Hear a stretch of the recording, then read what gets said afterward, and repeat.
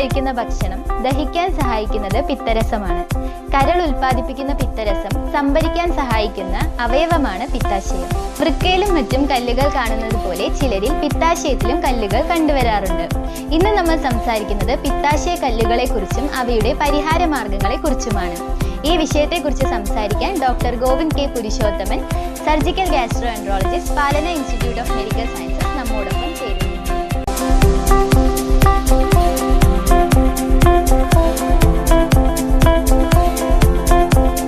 Welcome doctor.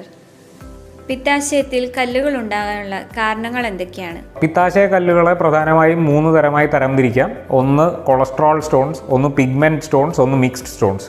ഇതിൽ cholesterol stones താരതമ്യേന കൂടുതലായി കണ്ടുവരുന്ന ഇനമാണ്. കൊളസ്ട്രോൾ സ്റ്റോൺസ് പ്രധാനമായും കണ്ടുവരുന്നത് ഭാരമേറിയ മധ്യവയസ്കരായ സ്ത്രീകളിലാണ്. ഇതിന് പ്രധാനമായും കാരണമായി പറയപ്പെടുന്നത് നമ്മളുടെ ഭക്ഷണത്തിൽ നമ്മൾ കഴിക്കുന്ന എണ്ണയുടെ അളവ് കൂടുമ്പോൾ അതിനെ ദഹിപ്പിക്കാനായി കട്ടിയേറിയ പിത്തത്തിനെ പിത്തസഞ്ചിയിൽ നിന്നും കുടലിലേക്ക് ഒഴുക്കേണ്ടതായി ആവശ്യം വരുന്നു. ഇങ്ങനെ കട്ടിയേറിയ പിത്തമാണ് കാലക്രമേണ കല്ലുകളായി മാറുന്നതെന്ന് പറയപ്പെടാറുണ്ട്. രണ്ടാമതായി പിഗ്മെൻറ്റഡ് സ്റ്റോൺസ് ആണ്. പിഗ്മെൻറ്റഡ് സ്റ്റോൺസ് പ്രധാനമായും കണ്ടുവരുന്നത് കുട്ടികളിലാണ്.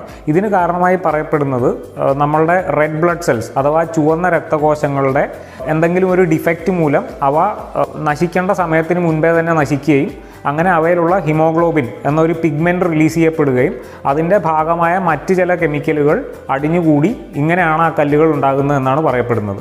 മൂന്നാമതായി മിക്സ്ഡ് സ്റ്റോൺസ് ആണ്. മിക്സ്ഡ് സ്റ്റോൺസ് എന്ന് പറയുമ്പോൾ മുൻപ് പറഞ്ഞ കൊളസ്ട്രോൾ സ്റ്റോൺസിൻ്റെയും പിഗ്മെൻറ്റഡ് സ്റ്റോൺസിൻ്റെയും സങ്കര ഇനമാണ്. മിക്സ്ഡ് സ്റ്റോൺസ് ആണ് ഏറ്റവും അധികമായി നമ്മൾ കണ്ടുവരുന്ന പിത്താശയ കല്ലുകൾ. പിത്താശയത്തിൽ കല്ലുകൾ ഉണ്ടായാൽ ഉടനെ രോഗലക്ഷണങ്ങൾ ഉണ്ടാകുമോ ഡോക്ടർ? പിത്തസഞ്ചിയിൽ കല്ലുകൾ ഉണ്ടായാൽ എപ്പോഴും രോഗലക്ഷണങ്ങൾ ഉണ്ടായിക്കൊള്ളണമെന്ന് യാതൊരു നിർബന്ധവുമില്ല. ഈ കല്ലുകൾ പിത്തസഞ്ചിയുടെ വായ അടയ്ക്കുകയും അത് കാരണം പിത്തസഞ്ചിയിലുള്ള പിത്തത്തിന് പിത്തനാളി വഴി ചെറുകുടലിലേക്ക് ഇറങ്ങാനുള്ള പാത തടസ്സപ്പെടുമ്പോഴുമാണ് രോഗലക്ഷണങ്ങൾ ഉണ്ടാകുന്നത്. പിത്താശയ കല്ലുകൾ മൂലമുള്ള രോഗലക്ഷണങ്ങൾ എന്തൊക്കെയാണ്?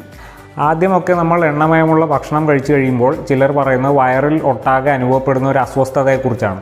മറ്റു ചിലർ ഈ അസ്വസ്ഥതയെ വിശേഷിപ്പിക്കുന്നത് വലതു ഭാഗത്തായി വയറിൻ്റെ മുകൾ ഭാഗത്തായി വരുന്നൊരു വേദനയായിട്ടാണ്. ഈ വേദന സൂചിപ്പിക്കുന്നത് പിത്താശയത്തിൻ്റെ വായിൽ കല്ലുകൾ വന്ന് ബ്ലോക്ക് ഉണ്ടാക്കി കഴിഞ്ഞു എന്നുള്ളതാണ്. ഇതിനെയാണ് നമ്മൾ ബിലിയറി കോളിക് എന്ന് വിശേഷിപ്പിക്കുന്നത്. ഈ കല്ല് ഒട്ടുമിക്ക കേസുകളിലും ആ വായ വിട്ട് ബ്ലോക്ക് മാറ്റി പിത്തസഞ്ചിയിലേക്ക് തന്നെ പോകുന്ന ഒരു സിറ്റുവേഷനാണ് നമ്മൾ സാധാരണയായി കണ്ടുവരാറുള്ളത്. ഇങ്ങനെ വരുമ്പോൾ പിത്തത്തിൻ്റെ ഒഴുക്ക് നോർമലാകുകയും രോഗലക്ഷണങ്ങൾ ഇല്ലാതാകുകയും ചെയ്യുന്നു. പക്ഷേ ഇത് ടെമ്പററിയാണ്. ഈ പിത്തത്തിൻ്റെ കല്ലുകൾ തിരിച്ചു വന്ന് വായ അടയ്ക്കുന്ന ഒരു സാഹചര്യം ഉണ്ടായിട്ട് വായിൽ നിന്ന് മാറാത്തൊരു സാഹചര്യം ഉണ്ടായിക്കഴിഞ്ഞാൽ പൂർവാധികം ശക്തിയോടുകൂടി പിത്തസഞ്ചി പിത്തത്തെ പമ്പ് ചെയ്ത് കുടലിലേക്ക് കളയാൻ വേണ്ടി ശ്രമിക്കുന്നു. പക്ഷേ പിത്തസഞ്ചിയുടെ വായിൽ ഈ കല്ലിരിക്കുന്നത് മൂലം ബ്ലോക്ക് ഉള്ളതിനാൽ ഈ പമ്പ് ചെയ്യുന്ന പ്രൊസീജിയർ സക്സസ്ഫുൾ ആകുകയുമില്ല. അങ്ങനെ ഈ പമ്പ് ചെയ്യുന്ന എഫേർട്ടാണ് വേദനയായി പേഷ്യൻ്റ് അനുഭവപ്പെടുന്നത്. ഒരിക്കൽ ഈ ബ്ലോക്ക് ഉണ്ടായിക്കഴിഞ്ഞാൽ മാറാത്ത വേദനയായി ഇത് പ്രോഗ്രസ് ചെയ്യുന്നതായിരിക്കും. ഇങ്ങനെ കുറേ നേരം ബ്ലോക്ക് ഉണ്ടാകുകയും പിത്തം കുറേ നേരം പിത്തസഞ്ചിക്കുള്ളിൽ കെട്ടിക്കിടക്കുകയും ചെയ്തു കഴിഞ്ഞാൽ ഈ പിത്തം അണുബാധ ഉള്ളതായി മാറും. അതുകൂടാതെ പിത്തസഞ്ചിയുടെ ഭിത്തിക്ക് നീർക്കെട്ട് വരികയും ചെയ്യും. പിത്തസഞ്ചിയുടെ ഭിത്തിക്ക് ചുറ്റും വെള്ളം നിറഞ്ഞു നിൽക്കാൻ തുടങ്ങുകയും ചെയ്യും. ഈ ഒരു പ്രതിഭാസത്തെയാണ് നമ്മൾ കോളിസിസ്റ്റൈറ്റിസ് എന്ന് പറയുന്നത്. കോളിസിസ്റ്റൈറ്റിസ് വന്നു കഴിഞ്ഞാൽ വയറുവേദന അല്ലെങ്കിൽ അസ്വസ്ഥത മാത്രമായിരിക്കില്ല വരുന്നത്, കൂടെ പനിയും ഛർദിയും കൂടെ ഉണ്ടാകാം. പിത്താശയ കല്ലുകൾ മൂലം മഞ്ഞപ്പിത്തം ഉണ്ടാകാം എന്ന് കേട്ടിട്ടുണ്ട്. അത് ശരിയാണോ ഡോക്ടർ? ശരിയാണ്. പിത്താശയത്തിലെ കല്ലുകൾ മൂലം മഞ്ഞപ്പിത്തം എങ്ങനെയാണ് ഉണ്ടാകുന്നത് എന്നറിയണമെങ്കിൽ പിത്തത്തിൻ്റെ കുടലിലേക്കുള്ള ഫ്ലോയെ പറ്റി അറിയണം. അപ്പോൾ നമ്മൾ പറഞ്ഞു വരുന്നത് പിത്തം ആക്ച്വലി ഉണ്ടാകുന്നത് ലിവറിലാണ്, കരളിലാണ്. അത് ശേഖരിക്കുവാനുള്ളൊരു അവയവം മാത്രമാണ് പിത്താശയം. സോ പിത്തനാളി എന്ന് പറഞ്ഞൊരു ട്യൂബിലേക്ക് പിത്താശയത്തിൽ ശേഖരിച്ച് വയ്ക്കപ്പെടുന്ന പിത്തവും വരുന്നുണ്ട്, ലിവറിൽ നിന്ന് ഡയറക്റ്റ് പ്രൊഡ്യൂസ് ചെയ്യപ്പെടുന്ന പിത്തവും വരുന്നുണ്ട്. ഈ രണ്ടും കൂടി ചേർന്നിട്ടാണ് പിത്തനാളിയിലേക്ക് കയറി ഈ പിത്തമാണ് ചെറുകുടലിലേക്ക് പോയി ഡ്രെയിൻ ചെയ്യുന്നത്. പിത്താശയത്തിലെ വലിയ കല്ലുകൾ പിത്താശയത്തിൻ്റെ വായിൽ വന്ന് ബ്ലോക്ക് ഉണ്ടാക്കി പിത്താശയത്തിൽ നീർക്കെട്ടുണ്ടാക്കുകയും കോളിസിസ്റ്റൈറ്റിസ് ഉണ്ടാക്കുകയും ചെയ്യുമെന്ന് ഞാൻ മുമ്പ് പറഞ്ഞിരുന്നു. എന്നാൽ ചെറിയ കല്ലും പൊടിയും പിത്താശയത്തിലുണ്ടാവും വലിയ കല്ലുകൾക്കൊപ്പം. ഈ കല്ലുകളെയാണ് നമ്മൾ കൂടുതൽ പേടിക്കേണ്ടത്. കാരണം ഈ കല്ലുകൾ പിത്താശയത്തിൽ മാത്രം നിൽക്കുകയോ പിത്താശയത്തിൻ്റെ വായിൽ മാത്രം ഒരു ബ്ലോക്ക് ഉണ്ടാക്കുകയോ ചെയ്യുകയില്ല. ഈ കല്ലുകൾ പിത്താശയത്തിൽ നിന്നും പിത്തനാളിയിലേക്ക് താഴോട്ടിറങ്ങുകയും ലിവറിൽ നിന്ന് വരുന്ന പിത്തത്തെയും പിത്താശയത്തിൽ നിന്ന് വരുന്ന പിത്തത്തെയും ഒന്നിച്ച് ബ്ലോക്ക് ചെയ്യുകയും ചെയ്യും. ഇങ്ങനെ ബ്ലോക്ക് ഉണ്ടായിക്കഴിഞ്ഞാൽ പിത്തം കുടലിലേക്ക് എത്തുകയേയില്ല. ഇങ്ങനെയുള്ള സാഹചര്യത്തിലാണ് ഒബ്സ്ട്രക്റ്റീവ് ജോണ്ടിസ് അഥവാ മഞ്ഞപ്പിത്തം ഉണ്ടാകുന്നത്.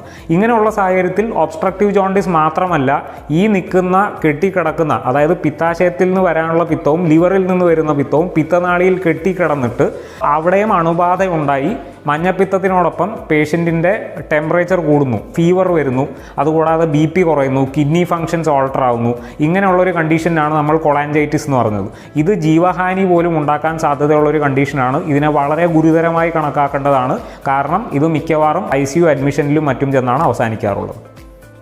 പിത്താശയ കല്ലുകൾ മൂലം പാൻക്രിയാസിന് പ്രശ്നങ്ങൾ ഉണ്ടാകുമോ?